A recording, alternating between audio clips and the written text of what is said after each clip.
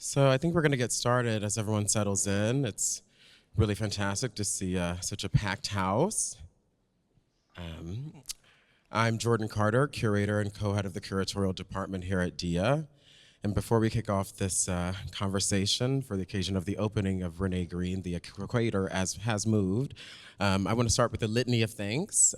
First, I want to thank curatorial assistant Ella Denelson for her collaboration on this project. I also want to thank Curtis Harvey, Randy Gibson, Elizabeth Peck, Alexis Pennington Foster, and the entire exhibitions and installation team here at DIA. I also want to thank our publications team, Camilla Foreman, Svetlana Kieto, and Karen Rasby, for all their amazing work on the brochure as well as the forthcoming publication that will come out this fall, which features essays by some catalog contributors in the audience. I want to call out Ann Goldstein, James Meyer, and Alexander Albero for their fantastic text, so look forward to that. I also want to thank Jessica Morgan, Umberto Moro, Matilde Gidelli Guidi, Donna DeSalvo, and the entire curatorial team at DIA for their ongoing support of this project throughout the past 3 years of its development.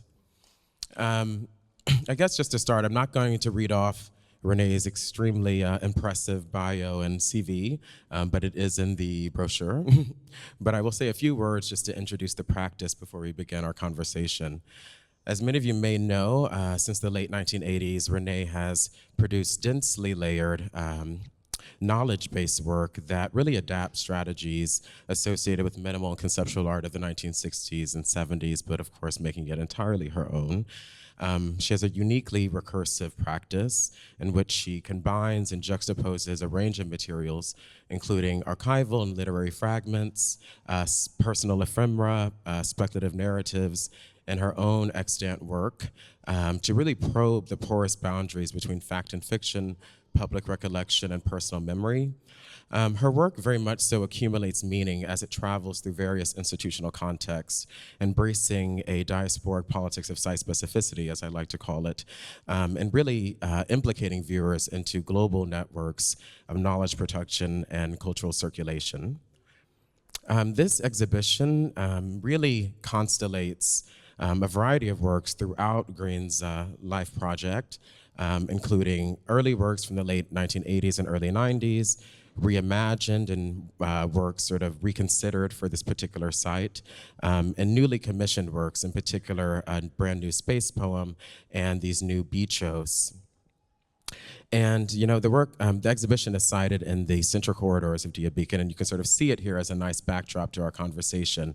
And it really, in many ways, with its circulatory pathways as sort of the central arteries of the building, not only succeed in really putting Renée's work productively in contact and context with influential figures really key to DIA's history and her formation, but it also in many ways reflects sort of the ideas of returns and the ideas of relations that are so central to the practice itself. So this idea of return is really a key concept and even a methodology throughout Green's of. And I wanted to maybe start by asking you, Renée, what does it feel like to sort of return to and be reunited with these early works from the late 80s and early 90s, many of which have been gathered here for the first time since their inception over 3 decades ago, and to sort of see them in conversation with new works and sort of see these past selves coming into contact with the present moment? Well, thank you, Jordan. Thanks for that question. I feel like I'd actually like to say a few words myself before answering that, just to acknowledge where we are, and also to acknowledge working together, working with DIA for this 3 years, which, I mean, in terms of thinking about how does it feel to be reunited with these different works, it feels incredible. It feels, it's almost, it's actually difficult to speak about it. Because it's so fresh, such a new experience. It's something that I've never experienced before. And the path to even getting to the point has been tremendous to gather the works from different parts of the world, and also to work. I mean, we've been discussing it since the very beginning, what could be possible. So now the possibility being realized is kind of amazing for me. And we can talk further about it, but yeah, a lot of these works, I hadn't seen them since the early 1990s. And they also, when I had made them, they became dispersed actually pretty quickly after they'd been first presented in the United States. And so they were sold, and they were in Europe, and now they're back. And so it's very, and they're back in a lot of different ways. And so that's something, the whole process of bringing these earlier works back into relation with the works that I've been making in the interim, and also the works that I made for the commission. It's been a phenomenal experience that I'm still taking in. And maybe to think a little bit about these very early works and also the new commission and a through line that's there, which is color. We've made this new space poem entitled Space Poem Number 14, long poem in 4 parts, which, as Renee's space poems have been doing since 2007 when the series began, have sort of used these very vibrant backdrops for these various text juxtapositions that sort of unfold throughout space as viewers sort of move through the exhibition space, and sort of allowing time in the viewer's position and pacing to allow the work to really unfold. And you've also created these new bichos, these sort of octagonal units for viewing and listening that also function as sculptures, partitions, in addition to media booths. And I guess I want to reflect a little bit about the commission, but also how you were thinking about these chromatic intensities in relationship to the early work. One of the earliest bodies of work reunited here is the Color series from 1990, that sort of places these different text color juxtapositions, sort of these combinations of color charts and literary fragments, top these supposedly neutral gray backdrops. So it's kind of fitting that we're in the Richter Gallery with these amazing gray panels. So there's already these references and relations at play, but perhaps there's something there you want to reflect on for us. Okay. I'll try. I think it's really great to be in the Richter room to start with, and so this particular gray is one that I too have been fond of. And when I first was presenting these works in Cologne, for example, there was a lot of discussion around the relationship between the works and Richter's, and that was always a kind of funny association. And so I think it's pretty interesting now to be here with the combination, and I'm really excited by that possibility that we can move back and forth between the rooms, and we can in the spaces, and we can see these works, and then move into the corridor and into the other spaces and see them. In terms of tracing them, well, the first work that is the earliest work in this exhibition is called Color Games, and it's from 1989, and it's a small work on the wall that actually moves. But in this instance, it's not supposed to be moved unless someone helps move it.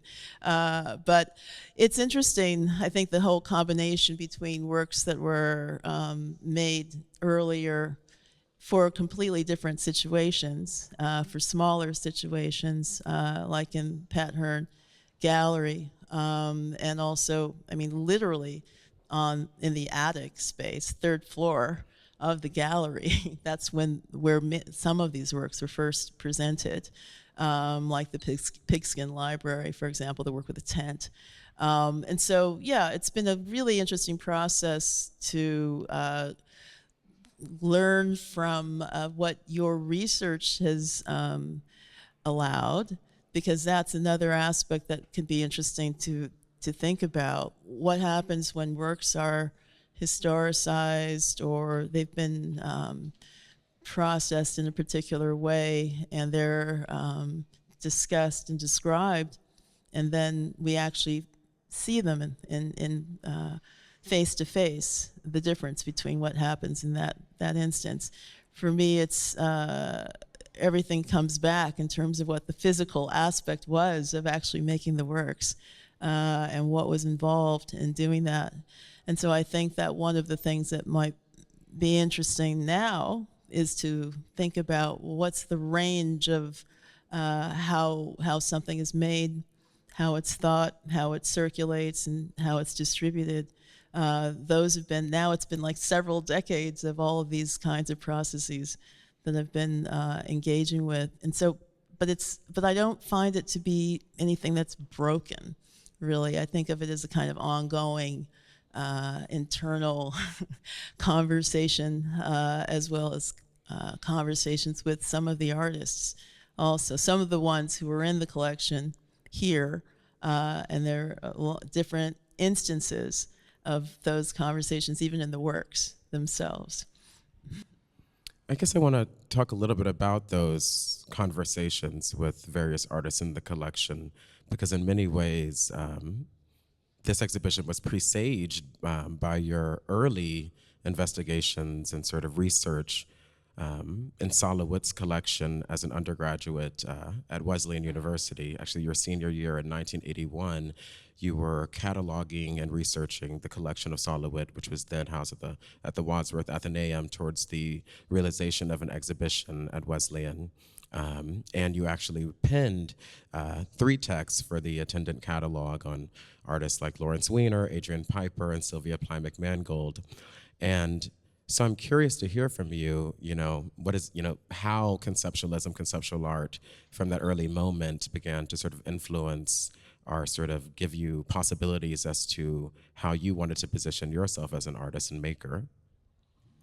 Well, it's complicated. I think that there was not any one answer. There's no one answer I could say, for that.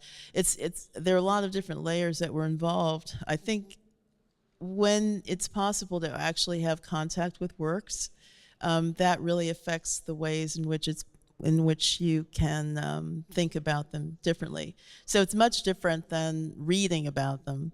When you're working on someone's amassed works and you're cataloging them, you're touching them, or with gloves. you're trying to identify what was going on with those works, especially works that were made in the 1960s. I mentioned to you that one of the things I like to think about are years, which is another reason why I really like Anquara. I like the date paintings. So I like to think about, well, what happened in a particular year?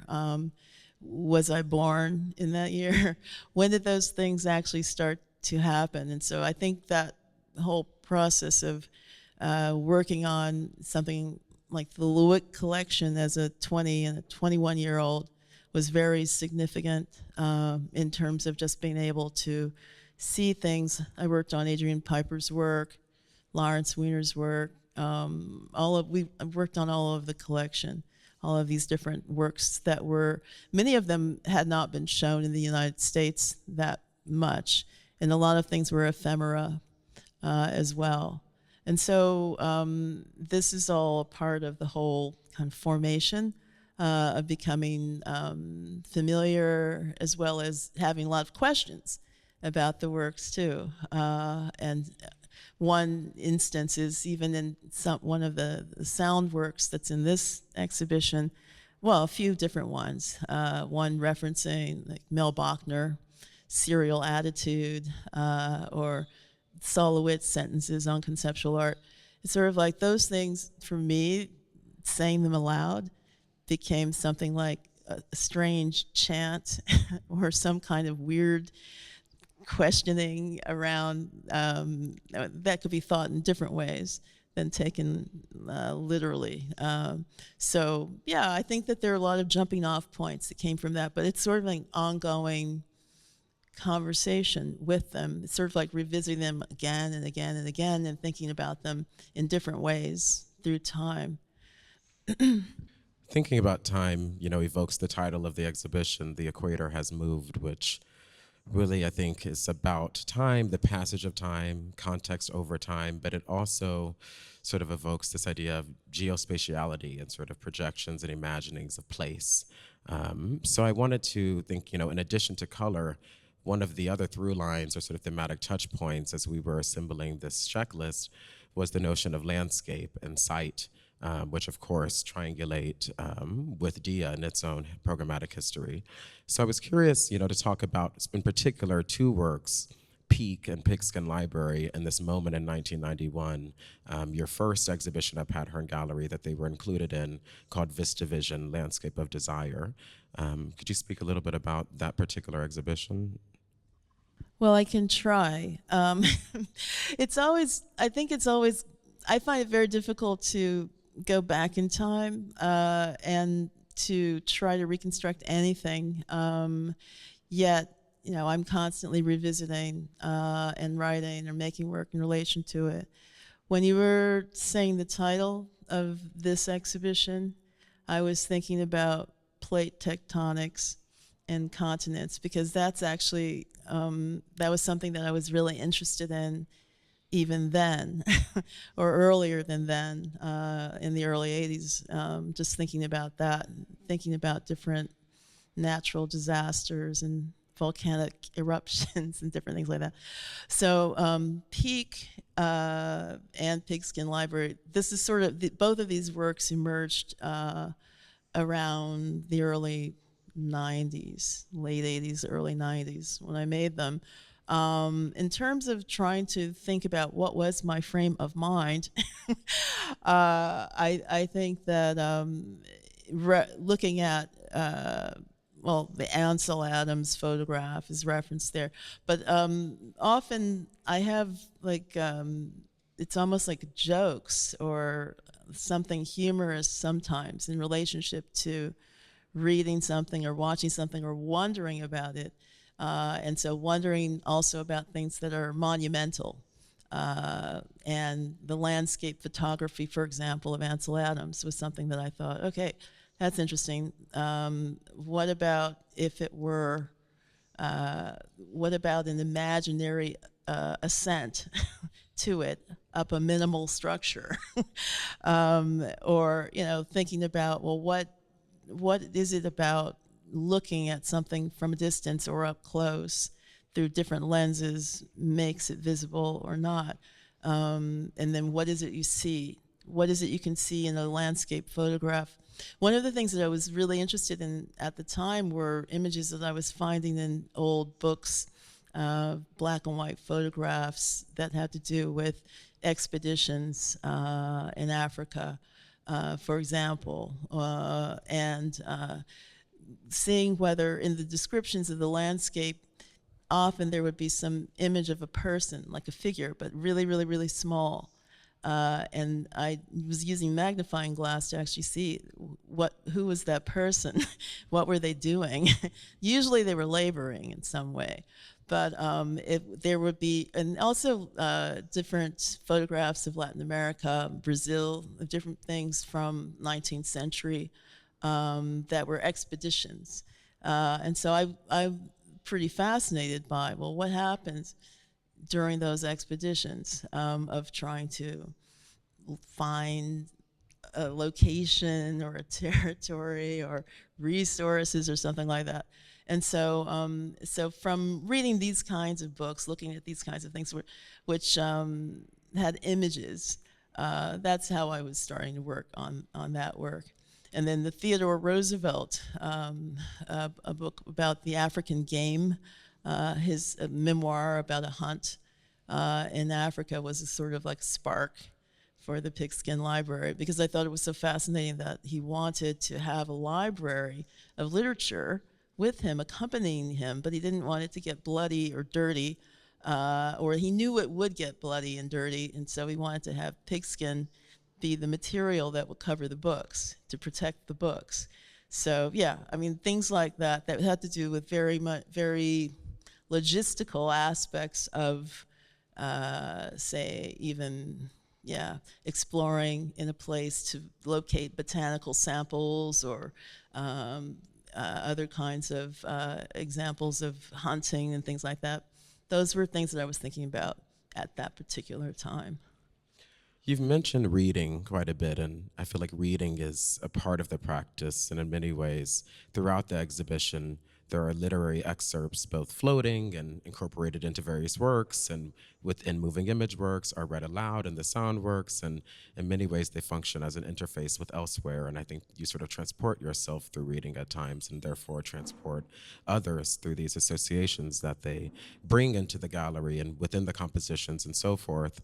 But in many ways, often in these works, some of the questions I get is, where is this text from, or, things like this, which I feel like is not necessarily the point. And I guess I'm curious for you to reflect a little bit about the act of reading, the act of citation, and what your intention is for the viewer in relationship to these excerpts.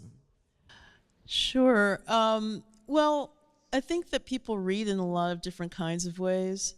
And I'm often testing myself in terms of the way that I read or what it is I can comprehend. And so many times the whole process of reading for me is also a process of drawing. And so I'm drawing while I'm reading, and I'm going back and forth. And so I'm kind of feeling the language in a certain way, like almost tactilely. It's a kind of funny process. But in terms of citations, I think that that's one of the things that I wanted to stress. It's not, the main thing is not about being able to necessarily locate where something is coming from, although I do think it's not that difficult to do these days with an iPhone.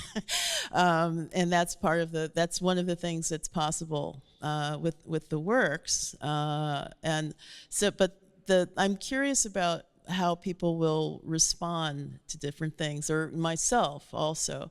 And many of the things that I've read, I'm thinking about them within the context in which they were written or whatever, but I also want to tap into a feeling about it. And so that's part of what happens with some of the sentences or some of the words. And that's through a number of works through time. But I mean, some of the specific references, they're quite extreme. So they range from case studies with synesthesia to other references to, I don't know, a memoir by someone who was colored their skin, that pigmented it to appear to be black. The book was written in 1959. It's called Black Like Me. And so there are like a range of references, but it has partly, my interest partly had to do with just like how odd sometimes things seem when you put them together. And it's like, okay, let's put all of that together and see what could you make of it? What might someone else make of it? And so it's never my voice. I mean, very rarely. Sometimes, I mean, in the space poems, yes, they're my words often, or sometimes the words are borrowed. But I'm really curious about, well, what do they generate? What do they touch on? What's stimulated by those? So yeah, citations. And so traveling is something that occurs throughout the work to places both real and imagined, and actually on the back side of this wall in the east-west corridor is a vast assortment of imaginary places, the names of imaginary places throughout literature that you've sort of cataloged for us in terms of alphabetical order. And I'm just curious for you to sort of talk a little bit about your relationship to travel, both as an artist who traveled quite extensively, and the title of one of your earliest surveys was World Tour, which was very apropos, and also the figure of the traveler, which, whether it be Teddy Roosevelt and his expeditions in Africa, or Angela Davis, who features in the Neutral Natural installation, how you're thinking about travel in that mode of circulation. Okay. Well, travel, again, like with reading, there are a number of ways in which it's possible to travel. And so some of those ways are, whether the travel is forced, whether people have to migrate or become exiled. That's one aspect of travel. There's travel of people who self-designate to be immigrants. That's another form. And even the different figures that have been invoked in these works, if tracing the kind of travel that they've done, it leads to different kinds of conditions for why they would do it or what happened. But also the imaginary travel, I think, is actually huge, and that's kind of the basis for a lot of forms of people being able to continue to survive just by being able to imagine something else. Just to get them through the day. The imaginary places, there's a whole dictionary of imaginary places, and I was tapping into that for it. And I added other places as well. For example, thinking about elsewhere. But in terms of my own relationship to travel, I think it's just it's pretty varied. And it has to do with all kinds of desires as well as necessities, the whole combination of them. And also, I like to think about how did the works travel also? What happens with the traveling of the works? And that kind of leads back to the first question, really, in terms of what is it when the works are reassembled? But why did the works have to travel? What happened there in terms of their circulation, their collection? And there are a number of different things that come up when thinking about travel. I tapped into the Theodore Roosevelt form of travel and collecting, travel and extracting, all of that. But then there's Angela Davis. She was like a fugitive. And for a while, she was wanted. She was on wanted posters and things. So there's a whole range of experiences that come into play with travel. But I think that everyone has some kind of relationship to travel, whether they even get to move or not. They have a relationship to travel. I'm curious, you've evoked there around how objects travel, sort of this notion of the social life of objects, which I find very interesting in your work, and particularly how you often adapt, recontextualize, and sort of create, sort of recreate works in sort of different modes or different settings or different ways of perceiving them. And that's definitely the case in this exhibition, in particular with your selection of time-based media works, both films and sound works.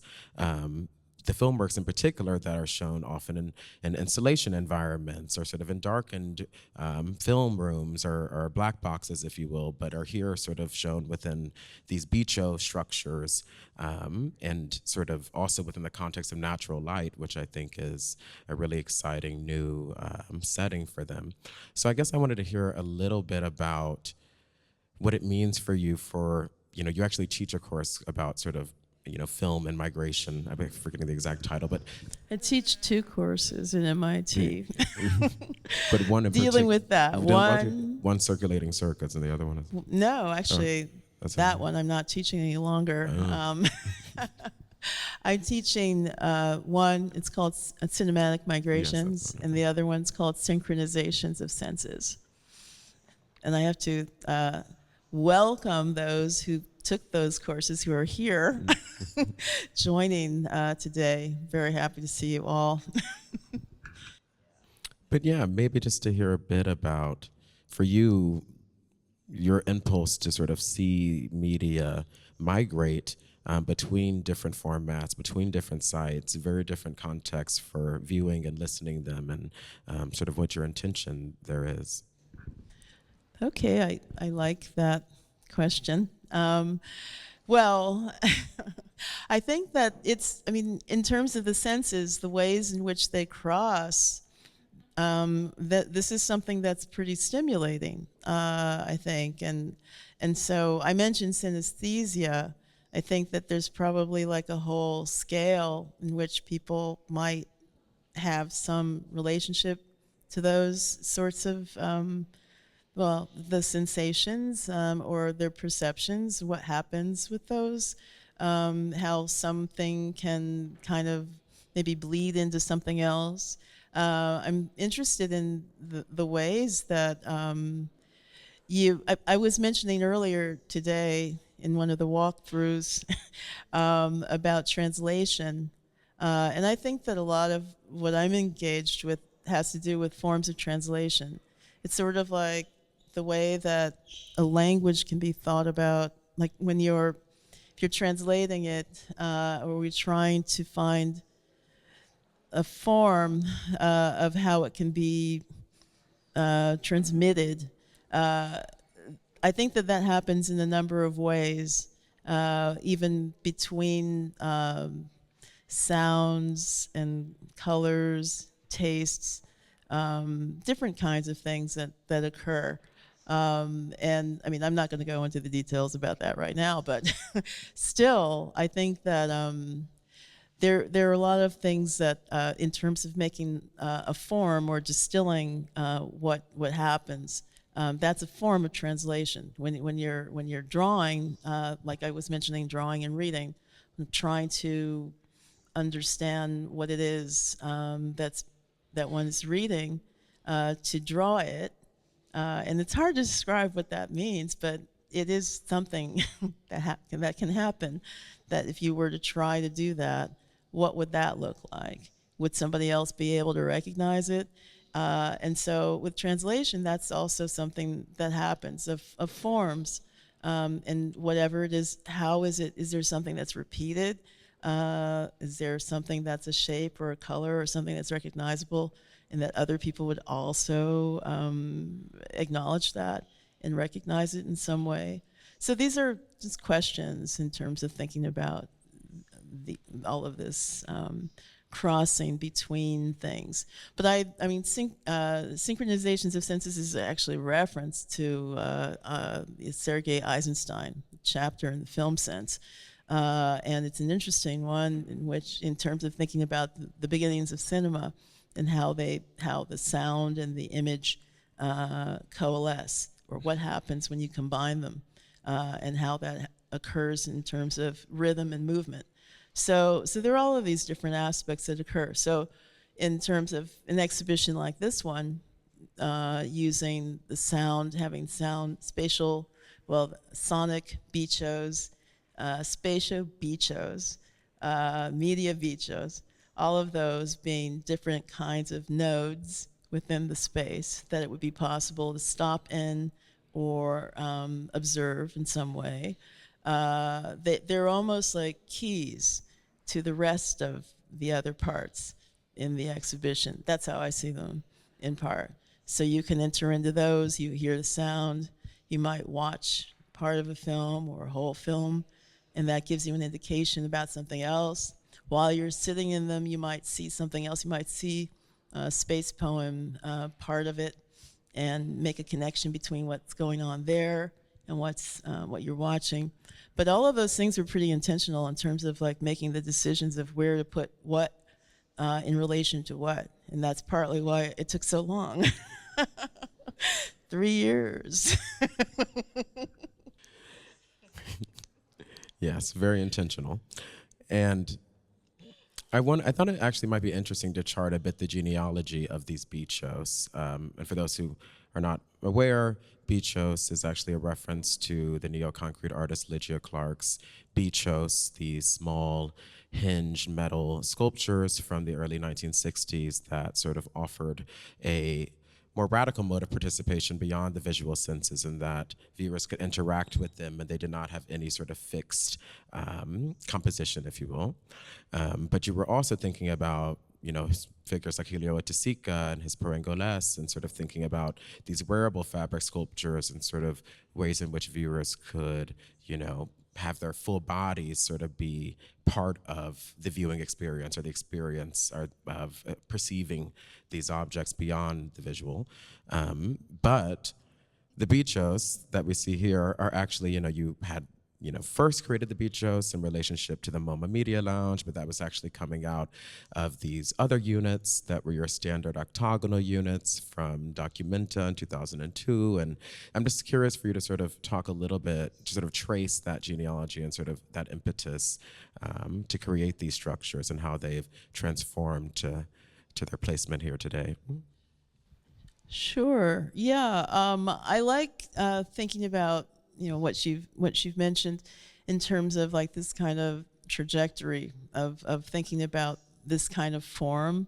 And so it's kind of like, I think of it as, I mean, well, in the Elsewhere video that's here, Elsewhere question mark, it was something that was part of what I had made for Documenta 11. I had work, standardized octagonal units, is what I was calling them. And they were outside in the Hour Park in Kassel in the Documenta. And so it was one of the objectives of that one, that project was I wanted to make these structures that could exist outside, but they were really almost like an outline of a pavilion or an octagonal unit, and they had one panel of color that was meant to be resistant to the weather, and they also had sound in most of them, and then one out of the 8, there were 8 altogether, dispersed through the park, the garden, that had the video, the film Elsewhere, playing on it. And so here, I've sort of been thinking about these things and testing them in different kinds of ways over the past years. And it's sort of like creating a refuge, in a way, in a public place. So like in a garden, but something that's actually, it's something that could move. It's sort of like it could be placed in many different kinds of situations, really, outside. And it's a kind of interesting sensation, I think, of when you go inside a place that's designated as a space, even when it's not completely enclosed, which was what the case was with the units that were in Kassel. You could see everything outside, but it gives like a kind of structure that makes it seem as if you're in this kind of place. It's marking the place very intentionally, and you see where you are in relationship to the place. In this instance here, it's like color and light are really affecting, and texture of all the materials affect like what it is, that how you can feel when you go inside. And also the size of it, the scale, that's human scale. That was the other thing that was really important. That was what I wanted to try in relationship to thinking about this Bicho idea of Lygia Clark. I was interested in something that would be a human scale and on a hinge, that you could bend, that it could move, that you could shape it in different ways, ideally. And so that's part of what we were testing, even making this version of them. So yeah, I mean, I've made a video playing with them, moving them around when we were first trying to install them, trying to figure out, okay, how can they be, where can they be, how to put them together. It's kind of funny, kind of silly, but I thought also of Oiticica as well, because it's like, it's not the same as like a perangole, to make something that's like, it's like a kind of wearable textile. I wanted something that actually was fixed in a different way, but that it had hinges and you could move. And within these beat shows, it's a very mindful selection of your time-based media, your extensive time-based media compendium. And these selections were made really in relation to Dia and sort of imaginings of Dia, in the sense that a lot of the recurring ideas are around site specificity, utopian dreams, landscape, land displacement, and sort of also artistic genealogies that directly intersect with Dia, such as Robert Smithson and Partially Buried and so on. So I'd just be curious for you to talk a little bit about the media that is in the exhibition, or sort of the selection process, or sort of what you were hoping to evoke in this sort of curated selection of works here. Well, with the media, I guess, as I was mentioning before, it's almost like a node in to something in a different way. And so while watching something or listening to something, these particular things that I chose, you'll discover different resonances. For example, I mean, even with, I guess in Partially Buried continued, references Smithson, in some of the sound works, like I mentioned, reference to Mel Bachner. In Elsewhere, references to all of those artists in Dia who were in the Documenta 6 and had works outside. I mean, that was some of what I was thinking about when I made the work in 2002. That there were the most works that were made outside, I think, during any Documenta. So Richard Serra and Robert Morris, all of these different kinds of references kind of come up in that, as well as other more recent artists, Ronnie Horn, for example.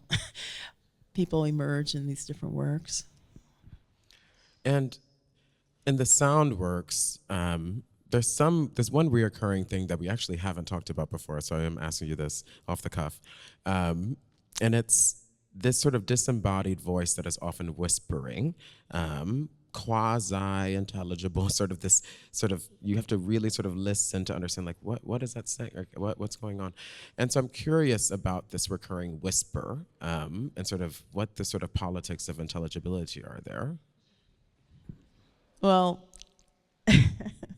I was thinking about Vito Conchi sometimes with the kind of whispering voice as well. I mean, many times, I mean, it's sort of like a sort of referencing some other moments, but also seeing what else could be done with that. What happened when it was my voice that was whispering, which it was, and to just play with the voice. And see what happens, what's evoked with that voice. But I'm working with a number of different kinds of voices, and I mean some voice actors also, and that's apparent in this exhibition as well. And also with different languages. There are different languages that emerge in this exhibition. Spanish and Korean come through. Maybe more, but some people, different accents, Catalan accent, speaking English, sort of like crossing all the languages in terms of the inflection. So, yeah, the whispering, I'm curious about what whispering does. How does it, it's not like yelling, but it's something that it kind of seeps into you in a different kind of way. And the way that these kinds of sound, the way that speakers are, the kinds of speakers we're using had to do with something that is very intimate, creates something that's a very intimate sort of relationship with the sound. And I want to just talk, and I guess we're nearing my last questions, we'll see, about the new space poems. There's one of them that is called Space Poem. Within the Space Poem number 14, Long Poem in 4 parts, there is another new space poem. Everything's very nested in classic Renée Green style. A space poem number 13, Us Together. And I was hoping you might just reflect a bit about the making of that space poem, which I believe relates, very much so to the process of making the exhibition itself and things you were thinking about. Yes. Well, with that one, it was really completed pretty recently also. During the whole process of working on this exhibition, I've been going to the different, trying to immerse myself in this kind of the artist history. And in the fall, it was possible to visit in Utah the Spiral Jetty, as well as the sun tunnels, Nancy Holt's sun tunnels, Smithson Spiral Jetty.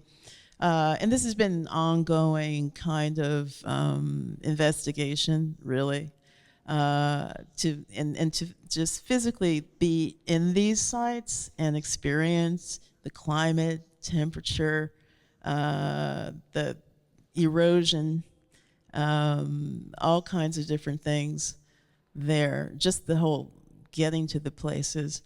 But the Us Together aspect, I was thinking about the combination of anybody really still alive engaging with these things, including myself, and what is it that we find, what's found when you actually probe those things, think more about the land, and also what was placed there, what was imagined was going to continue, or even this idea of the entropic. What is that? How do you think about that now? So yeah, it's kind of those were some of the thoughts that were related to just continuing thinking about these works, earthworks in 2025. So.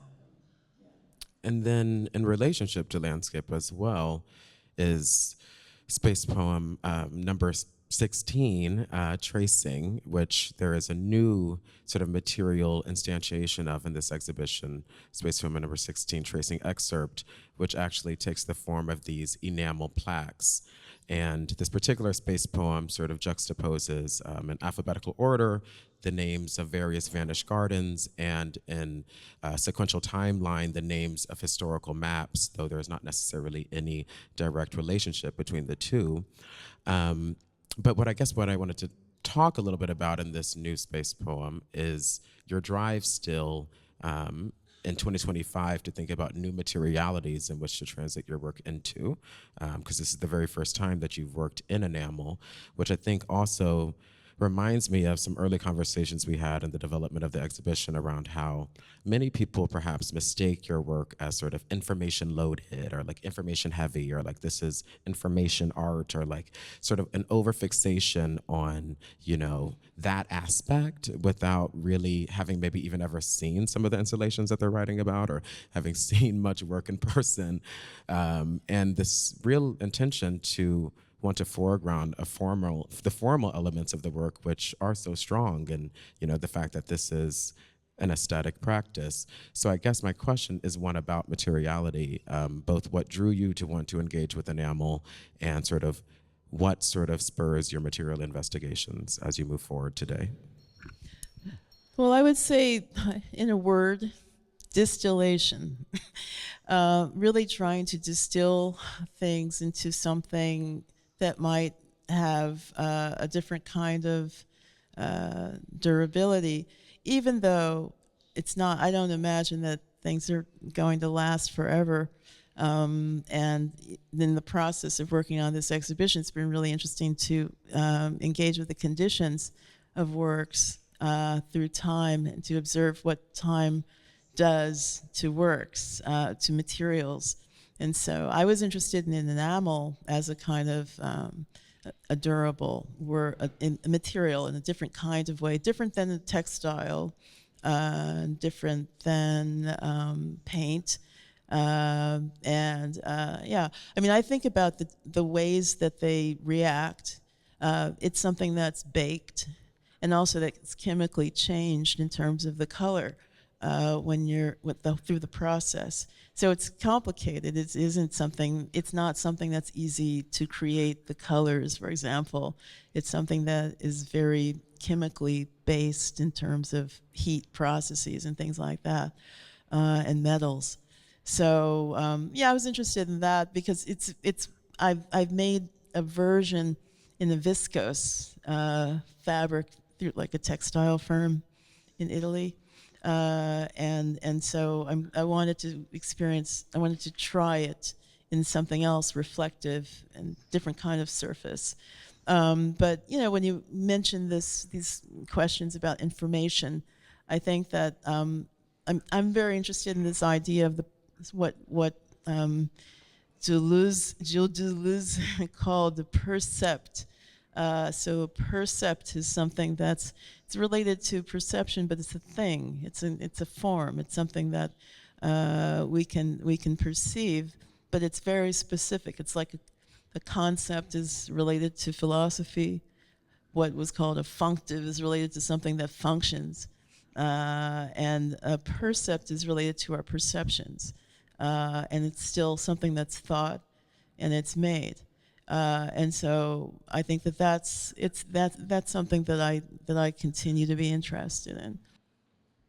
Well, with that, Renee, I want to thank you for the amazing wealth of percepts that you've offered us in this exhibition. Really, thank you so much. It's been an amazing 3 more years, actually, of collaboration and dialogue leading to this moment. So it's a really fantastic celebration here and dialogue with you. With that, I want to open it up to any questions that we have, actually.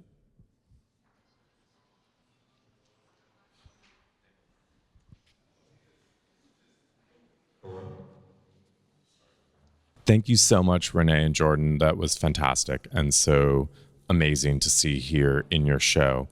I guess I have 2 questions, maybe related, maybe completely unrelated. The first is, I'll start with just a quick observation. It's maybe obvious to say, but what comes across in the way you talk about the work is that a major point of difference with most or many of the works in the Dia collection is that way in which your works acknowledge where they come from. They never claim to be kind of autonomous or to kind of come out of nowhere. They claim that citation and that lineage, and I think that's very powerful. But I wanted to, Jordan, you said something about the idea of how the works themselves travel in terms of media. And so the first question is, Renee, if you can speak a little more about what I might call a polymorphic practice, the idea that these works have different forms and what they accrue over time from that journey within the works themselves. And then the second question is, as you were talking about your research process in the 1980s and in these kind of archives and with these works, of course I'm connecting it with your process in something like the import-export or partially buried, or these things in which it took a lot of labor, of course, both in terms of conversations with people, but then also conversations with archives and with other found materials to generate this work. And so it's a basic question, but given that you're also teaching at MIT, I'm curious, how have the changes in technology, in communication, changed the ways that you think about your own research? How is thinking about whether it's social media or AI or other things affected your own process, both in terms of art making and thinking? Okay, thank you, Prem, for those questions. Yeah, there are aspects of them we've actually been discussing through the days during the walkthroughs, because when we're going through specific works, it's been more possible to go into the details about what things were. But distillation, again, is one of the ways in which I can say I've been thinking about these things. And what I mean by that is that, well, some different forms are generate different kinds of possibilities for how you can engage with them, and what they evoke, even in terms of the material. And that's part of what I was getting at My last thing that I was saying in terms of the enamel differently than the textile, differently than paint. And so also whether the things are things that you make with your hands, like some of these earlier works, all of these earlier works were things that I made them myself, pretty much by myself. And so even with the scale, like from small to a larger scale that's bigger than me, even than my height, those were things that I was aware of when I was in the process of making them and trying to solve, like, well, how do I do it? What am I doing when I'm doing that? Also, like, really deliberately doing things that maybe they look like raw, or, I wanted them to look labor intensive. They were labor intensive. Rubber stamping is extremely labor intensive, letter by letter, on vellum. And I wanted to, it's almost sort of like meditating on that while doing it. Almost like a kind of like thinking about what sorts of things you focus on when you're working on something or making something.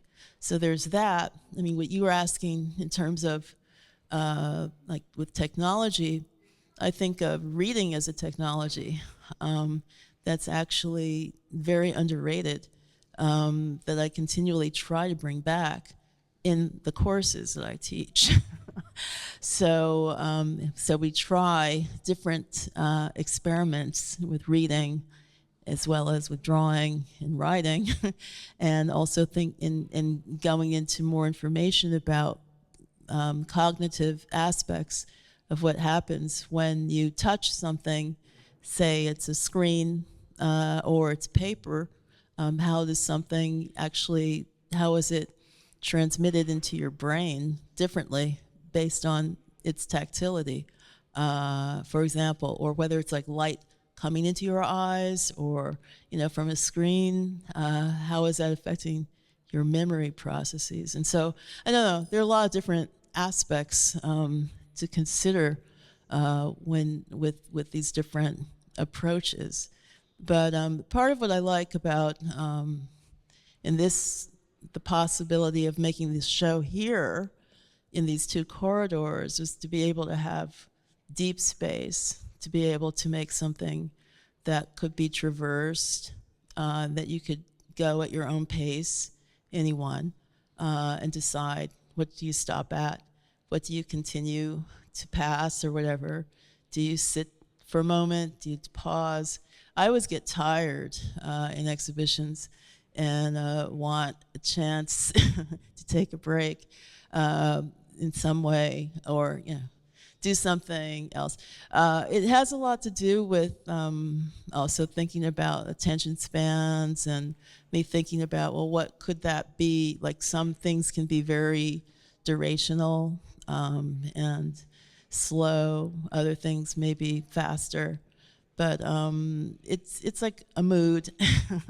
Depends on how you're feeling, and so this whole interrelationship of these kinds of things are part of what I'm engaging with these works. I think Jordan mentioned something about like the different phases. I don't know if we talked about that this time or if that was before, in terms of making the works. Like, who were you then when you made that work, and where are you now? Things like that. I don't know. It's hard to say, but it's all kind of mixed up. But I think that it is interesting imagining what was that person who made that work at that time engaging with and thinking about, why did they make those selections? I'm asking myself that. Because it takes, to be able to go back in time, to be able to give find the context of what anything was, it isn't that easy. So I think being in motion is also another aspect. If you've moved a lot, if you've had to circulate a lot for whatever different reasons, that's also going to affect what it is that's made. Any other questions? In the front here, Alex. Thank you, and congratulations for a wonderful show. I haven't seen the whole thing, but what I've seen, I've loved. I want to come back to the title that you're using for the show. How has the equator moved? And we've had a really cold winter. In what direction is it moving? Okay, thanks, Alex. I can't actually say which direction it's moved. Like I said, take it back to the plate tectonics, back to thinking to those ideas about different kinds of continental shifts and movements. That's actually in part what it's referencing. Thinking about reading John McPhee, for example, and writings like Suspect Terrain. These were factors in terms of thinking about the equator, but also thinking about the different kinds of hemispheric shifts and balances of power as well. Different ways that people been inhabiting the world in ways that they're shifting. They're not static, and so yeah, I wanted it to be something that was a combination of evocative, but as well as something related to different kind of scientific propositions. So yeah, it's ongoing, ongoing investigations into the equator's movement. I think we might have time for one more question or so, if we have any. I think we see a few. Okay, yep. Thanks, Jan.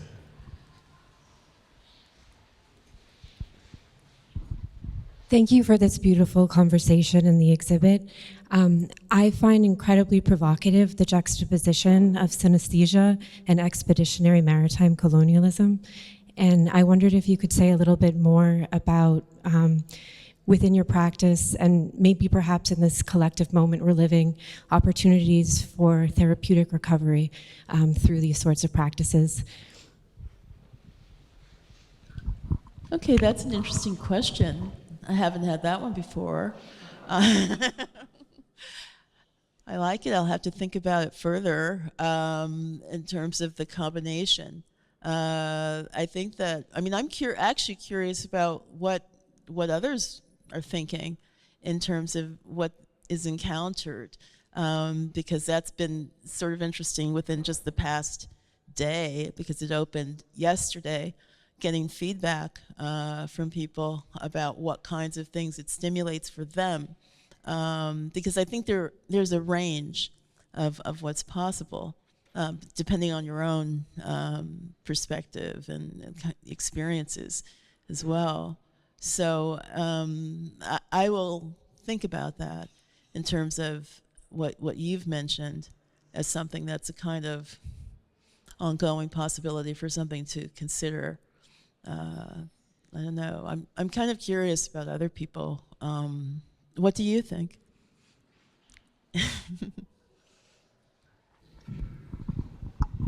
Part of what I heard in the meditative aspects of the synesthesia that bleeds into your work is the kinds of mindfulness practices that are ongoing in this moment of catastrophe that we're collectively living in terms of climate, in terms of genocide, so many oppressive forces.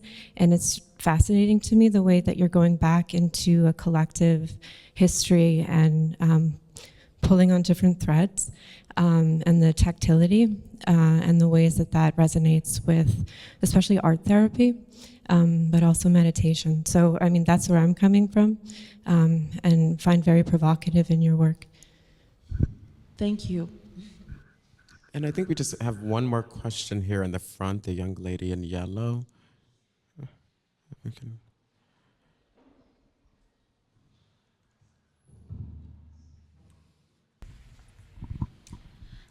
Hello.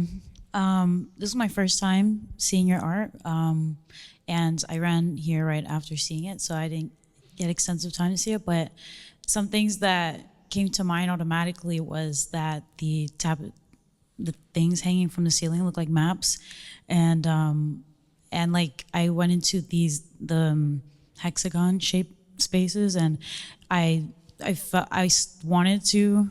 They felt very provocative to me, like very private. I felt like erotic spaces because they reminded me of like very intimate, closed spaces where someone could kind of see me from outside, but I could kind of see somebody, I could peek through it. But I also think about institutional spaces, museums, a place like DIA, like I never been here either. But I also think about I see art as how we react to death, or our feelings towards dying and our fears towards that. And this show, I'm curious about if you thought, or what you think about how it goes on outside of the space, like how the conversation that we have reading the work when we leave the building and we get on the train and we go home, like have you thought about where you might want for us to take it, or what that means for yourself, if that's a question that you even think needs to be answered or not? And yeah, I don't know, it was a lot. Okay, thank you. Well, I think of it as a gift, actually, that it's something that I'm sharing, and that if you want to engage with it, however you might engage with it, it's something that you might think about. I don't have any presumption about anybody thinking about it beyond anything, but maybe based on people telling me what they've thought about it, it's something that might be considered in some way beyond. You mentioned death. There's a lot of that actually in this show, reflections on it in relationship to, and also life, both of them, back and forth, the connection between both, being alive and also dying. And I think that it's something that the show, this is not, it's not like necessarily like a one-time thing, like you pass through and you take it in. It's pretty dense, and so it kind of depends on, as I said before, a moods, things that how you might feel at a particular moment. Maybe you feel like, stopping or looking or watching or engaging in some way, or maybe you just want to pass through and you're looking at colors. I think it's really, I don't have any imperative. I'm not trying to tell anyone what to do, but I made this, and it's here, and it's available for a year and a half. So I think that's a please perfect come back. place to end. Thank you so much, Renée.